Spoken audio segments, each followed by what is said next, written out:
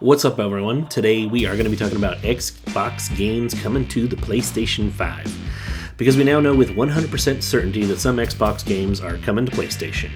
For instance, we already know that Forza and Indiana Jones and the Great Circle are coming, but what we're going to talk about today is 15 games and or series locked away on the Xbox ecosystem that we hope come out on the PlayStation. Now, a few of these are available on PC, and even a couple have already made it to the Switch, but we're talking about Xbox games, not on PlayStation specifically. So, I am Vberg, welcome to Game Conclave, and if you could just take a moment to like and subscribe, it would really help us grow. After the video, let us know what exclusives you want to see migrate from the Xbox to other platforms. But without further ado, let's hop into this list of 15 games we think, or hope, are coming to the PlayStation 5. Quantum Break is another title by Remedy, the creators of the Max Payne series, Alan Wake series, and Control. And it is exclusive to the Xbox, but I believe it's also part of that same shared world, that Remedy universe that all the other games take place in. So we definitely feel like it should be available on, other systems. That way, anyone who's into the Remedy universe can know what in the hell's going on. It came out back in 2016, and it's a third-person shooter that incorporates time travel and time manipulation mechanics for both combat purposes, exploration, and puzzle solving. It also has these live-action segments, just like Alan Wake 2 had. And it's just way too unique and interesting of a game for people to not experience it. So hopefully it's going to be hitting the PS5.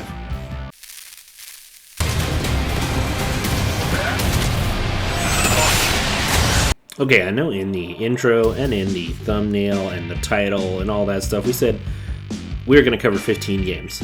Well, we lied.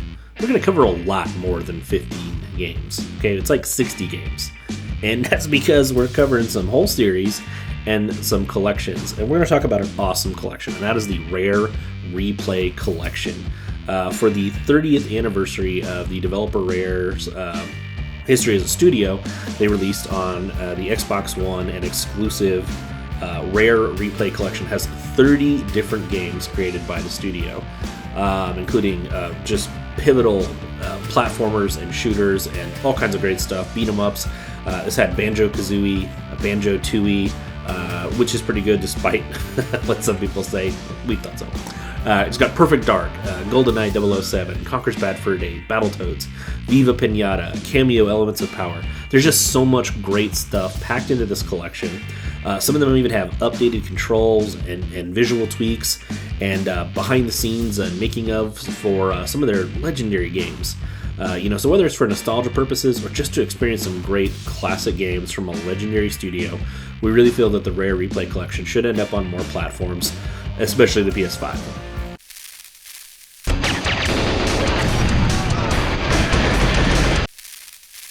Okay, this one seems like a no-brainer considering some of the other big high-profile releases we've heard coming out to the PlayStation 5, but we just want to reiterate, Avowed's coming out later in February. This is Obsidian's new upcoming RPG. These are people who made Alpha Protocol, Fallout New Vegas, tons of great games, Star Wars Knights of the Old Republic 2, and obviously we hope that this one leaves the Xbox ecosystem. We know it's going to be on PC as well, but we feel like PlayStation players kind of deserve a chance to play this one since they're going multi-platform on everything. The Outer Worlds is on PlayStation. Most Obsidian games as of late have come out on PlayStation consoles. So it's kind of weird to, if we're going multi-platform, let's do it. If you're not familiar with Avowed, it's a first-person or toggleable third-person action RPG set in Aora, the same world the Pillars of Eternity games are set in. And again, given Microsoft's new strategy, I just can't think of a reason for this to not go to the PlayStation 5 at this point.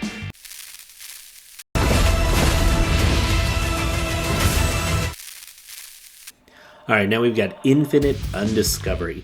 This is an action RPG made by Tri-Ace that was released as an Xbox 360 exclusive back in 2008. Now, if you're not familiar with the name, Tri-Ace is the creators of the Star Ocean series and the Valkyrie Profile series. And this exclusivity was purchased way back when Microsoft was trying to appeal to the JRPG crowd. But for whatever reason, that crowd and Microsoft never really seemed to actually run into each other, no matter how many exclusives Microsoft tried to pick up. But yeah, so this game's just sort of been a hidden gem from the JRPG genre that many people who are way into it never got to experience. The game it's definitely a flawed game. It's by no means a perfect game, but it really didn't help the reception to the game that it was on a console just not really associated with Japanese RPGs and that crowd. So migrating it to the PS5 and hell, even the Switch 2 would help it find that fan base that was looking for this game, and they never got in touch with one another.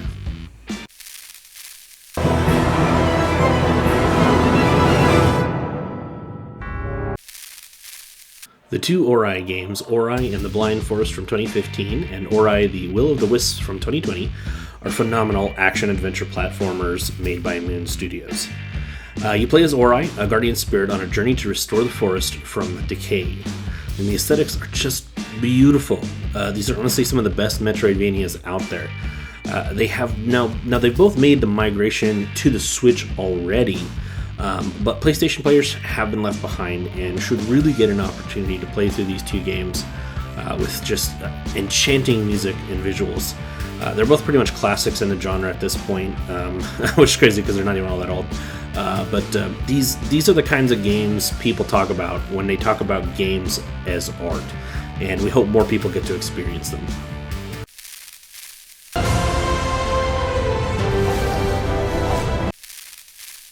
Alright, now we have the game Blue Dragon. This is an RPG developed by Mistwalker Games back in 2007.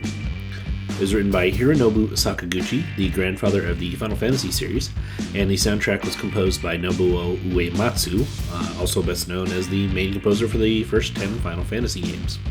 And it also had as the character designer Akira Toriyama, known for Dragon Ball, Dragon Quest, and Chrono Trigger. So this RPG came out, like I said, in 2007. The combat played out like a really traditional turn-based RPG, but it also included mechanics where you could charge up your skills and spells for optimum timing or damage. In the game, you played as a group of young friends in a world plagued by the Violet Shadows. They bring death and misfortune, and whenever they appear, a terrifying creature known as the Land Shark appears in tandem with them and destroys villages and causes people's death. And you play as this group of young kids who get sucked into the mystery of why this happens and trying to figure out how to stop it. And this one's just been locked away on Xbox for a really long time. It got a 3DS either spin-off or port, I can't really remember which. It feels like a JRPG crowd again, just like Infinite Undiscovery, deserves a chance to play this title, and especially to listen to its gorgeous soundtrack. So we hope that it makes it to the PS5 and probably the Switch too. Shoo! You have to run! No way! I won't turn back until I've at least done some damage to this bastard! Now this one probably seems pretty silly to point out, but we're gonna do it anyway. We expect the Halo Master Chief Collection to come out on PlayStation 5. It just seems like a no-brainer. It's got Halo Combat, Evolved, Halo 2, the Anniversary Editions of both of those with all the texture updates and various other improvements. It's got Halo 3, Halo 3 ODST, Halo Reach, and Halo 4. As we probably all know, Halo was a landmark title in first-person shooters. It really put Xbox on the map and showed that first-person shooters can and did work on consoles. I know that there were other, first-person shooters that were prominent on consoles even before this, like GoldenEye, 007, but they really went to the next level on consoles with Halo. And, before Halo, a lot of first-person shooters were predominantly on PC, and the console selection was just a lot sparser, so Halo really changed the game. Halo's got a great setting, great gunplay, fantastic soundtracks. It's crazy to me that there's still some people out there who've never even played any of them. Undoubtedly when they come to PS5, I'm sure many of those folks will probably rectify that, especially when it comes in the form of a collection of 6 titles that'll probably MSRP for about one full-fledged game. I mean, at that point, there's just no reason not to hop into Master Chief's boots and see what the series is all about.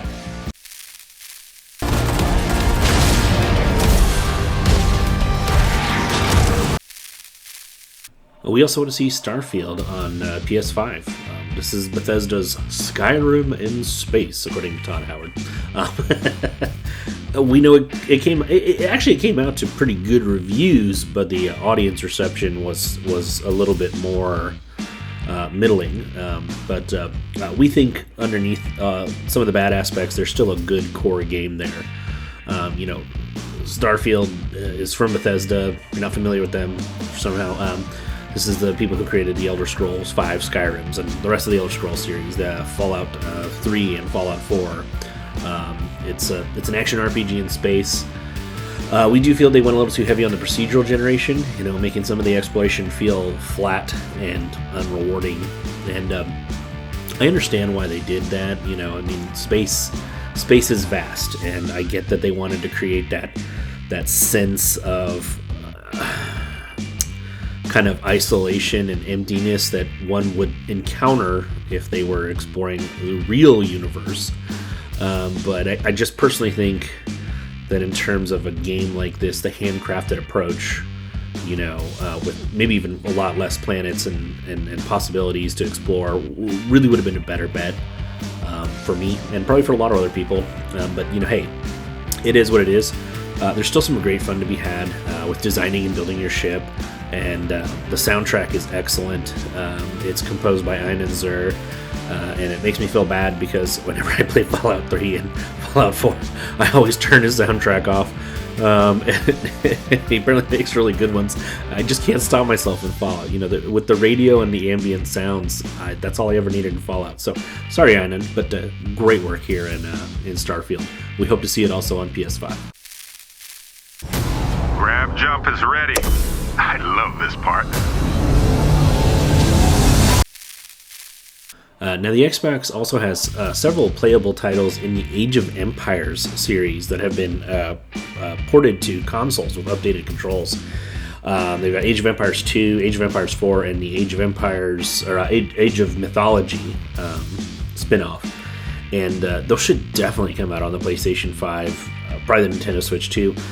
Age of Empires is a great real-time strategy series, one of my favorites. And the more people that get to play it, the better. I mean, I couldn't tell you how many hours of my life I've lost to the Age of Empires games. Hundreds, maybe thousands. I don't know. I played a lot when I was younger too. Probably each time one of those came out, I would spend a solid summer playing. Yeah. Anyway, it's a really, really good strategy series. It's much better on PC than on consoles. Almost everything in the genre really is, but I do know there's folks out there who prefer consoles almost exclusively, and they would also love to play these kinds of games. And well-made ports like these should make it to other consoles for those kinds of folks out there to experience, because this is a great series. So.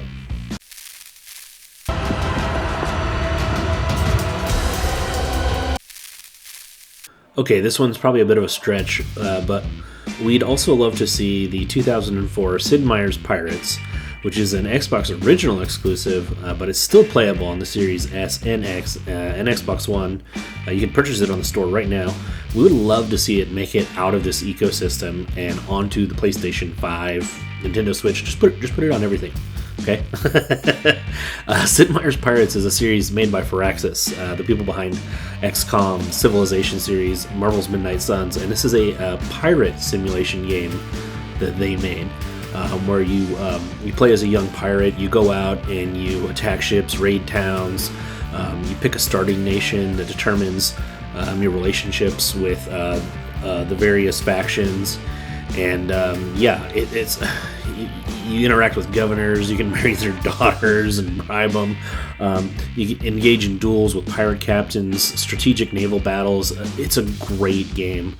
I really don't know why there hasn't been any version of this game remade in the modern era. Maybe a lack of sales? I don't know. But I feel like given how much bigger access is to gaming nowadays and how much bigger their fan base has grown, people would really be into something like this. I think people are always dying for good pirate games, and not only is this a good pirate game, it's probably one of the best pirate games ever made. It and Assassin's Creed 4 are probably the best pirate experiences I've personally played. So it's a great game. Would love to see it make it out of the Xbox ecosystem into more people's consoles. Yeah.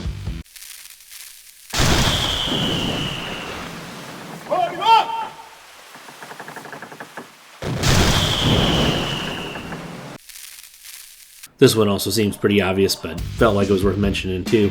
We expect Hellblade 2 or Senua's Saga Hellblade 2. I don't know why the hell's the first one called Hellblade, then the subtitle, and then the second one a subtitle, then Hellblade. I don't know, super weird what they're doing with the naming convention here. I don't get it, but anyway. This dropped back in 2024 as an Xbox exclusive, but the first title was on PS4 and Xbox One, so yeah. It was released before Microsoft had acquired the creators Ninja Theory, who also created Heavenly Sword, Enslaved Odyssey to the West, and the DMC game everyone hates. But yeah, we hope that Hellblade 2, though, is going to be leaving the Xbox ecosystem so that more people get a chance to experience this game. It was very short, and I don't think it was as good as the first game, but it still deserves to be experienced by fans of the first game who don't own an Xbox, and it should be made more widely available for others. It's a stunning game in terms of sound design and visuals, and while it is short, what it does within that time frame to explore its themes, it does in a pretty fantastic manner. So yeah, we look forward to this one making its way to the PS5.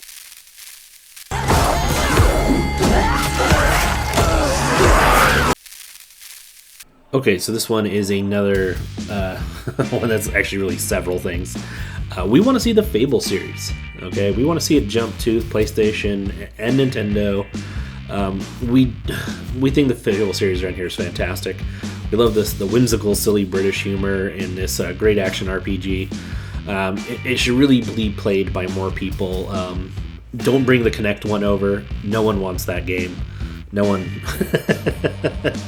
Just bring 1, 2, 3 and this reboot, and we're good. Everyone will be good.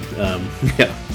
If you're not familiar with Fable, as I stated, it's an action RPG series where when you're not making chicken noises and farting at people, yes, that is an option, you're actually making moral decisions that can affect your character in their morality system, which is fun because it'll actually make physical changes to your character model. Yeah, you can do all sorts of weird, goofy, messed up stuff. You just kill up people, buy up their homes, and then run them out. There's side quests to do, missions, story. You can go around, engage in pub games, get into brawls, and just make obnoxious gestures at people. It's just a funny, goofy little series. Was it ever the game that the series creator, Peter Molyneux, promised us all when he hoodwinked us back in way back in the day when it was known as Project Ego? No, and a lot of people are still mad at that, and let it go. I mean, no game has ever come close to being what Project Ego was, and it's been 25 years since all his absurd claims, and we should stop holding the ridiculous claims of the creator against the series, because underneath it all, it's still a great game, and it should be played by more people. And no one is going to stand in my way. Lost Odyssey is a fantastic RPG. This is another Mistwalker project from 2007. They were really cranking them out there for a few years in the early 2000s. Anyway, this one also had Hironobu Sakaguchi writing after he left Square Enix in the Final Fantasy series, and then he went off to basically make his own Final Fantasy here. Many people refer to this as Final Fantasy 13 and disregarded the actual Final Fantasy 13. Yeah, anyway. And Lost Odyssey has just kind of mainly been forgotten to the annals of time, other than to the most fervent of JRPG fans. And I hope to see this one leave that ecosystem now that Microsoft's just kind of putting their games everywhere. I think a lot of people would love a chance to play this who've never picked up an Xbox. It's a seriously underrated game. The story involves trying to find out about these immortals who've cropped up and you're playing as one of them, and they've survived this magical catastrophe that has destroyed 2 armies. But your character survived, and they don't know why, because they don't have any memories, and they need to find out why. There's political machinations going on, war, magical mysteries, and all sorts of things going on.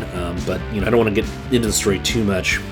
But it has a combat system that's really reminiscent of the Shadowheart series and the Legend of Dragoon. It's a turn-based system, and yet there's button prompts to deal increased damage, kind of like what's coming out in that upcoming series, Claire Obscure Expedition 33. And so great side stories as you progress through the main story, and there's this tone of melancholy to the game, coupled with just fantastic music. It's a really good one, and I think, again, like some of the others on this list, due to it being on the Xbox, it never got the opportunity to find its audience, and maybe now it will finally get the opportunity to do so.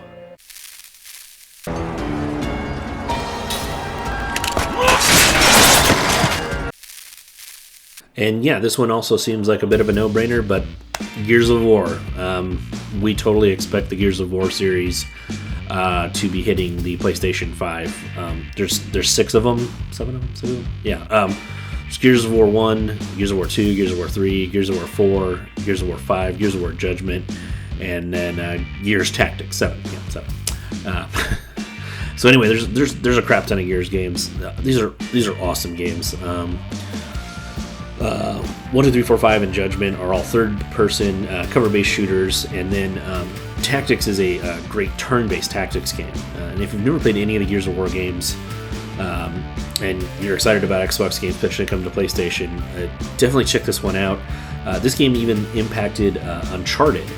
I remember hearing years ago the developers of Uncharted literally said to themselves when one of the Gears of War games came out, they had to delay their game because they saw this, how smooth the shooting and cover system were, and they said, holy moly, we got to make our stuff more like this.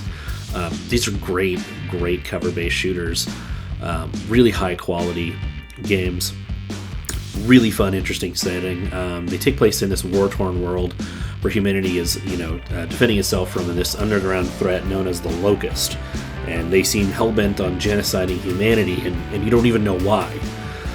And these are really great games, great storytelling, great characters, surprisingly great character development in the Gears games. And I think a lot of people look at these and they just assume it's all blood and guts and gore, and that's definitely present. There's a ton of that too, but there are really powerful and interesting moments in the stories. And I think a lot of people who've never taken the time to give this one any attention when it comes to PlayStation, and they give this a go, I think they're going to be really shocked, and they're going to take a moment and go, holy crap, after all these years, how did I miss out on this series? And they're just really good. And one of the great parts about it too, I love this, is that every campaign for all of the games can be completed in co-op, including local co-op. And me and my wife have played through them, and it's just so great. These are some of the best co-op experiences you can have. So we really, really hope that this one's going to make it to other systems for people to enjoy.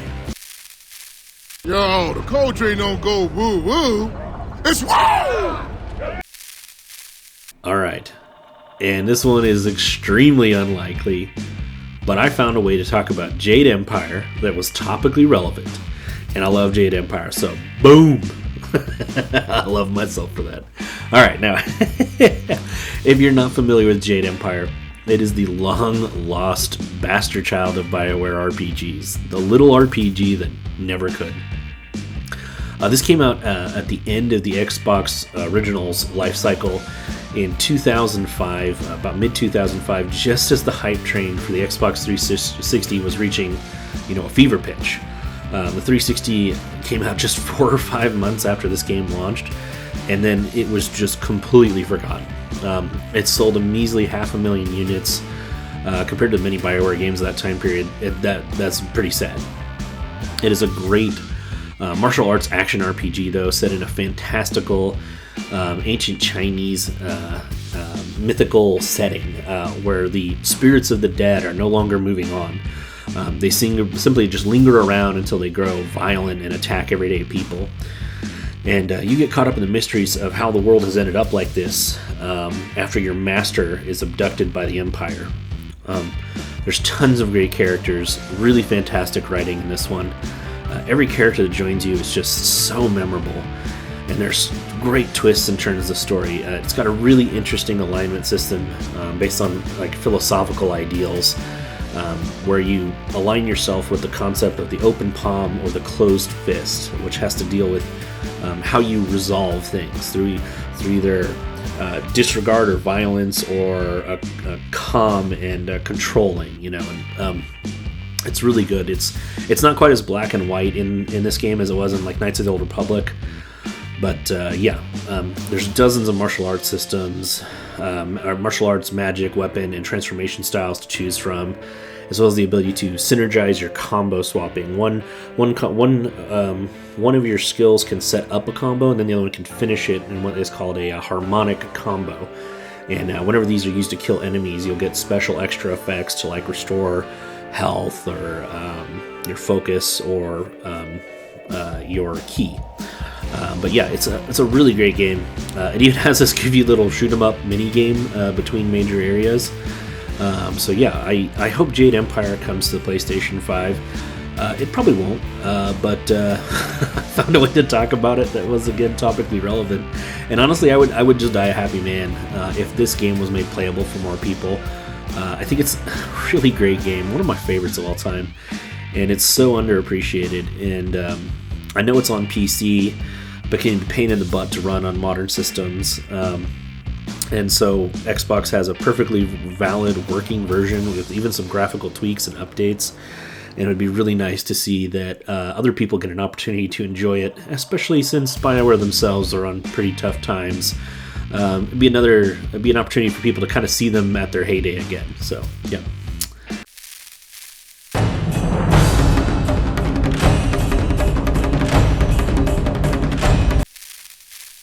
Please don't forget to like and subscribe. Tell us down in the comments if you'd like to play any of these, or if there's something else that you're looking forward to coming from the Xbox to the PlayStation 5, or if there's something you want to see on the Switch. And as always, from all of us here at Game Conclave, thank you so much for watching.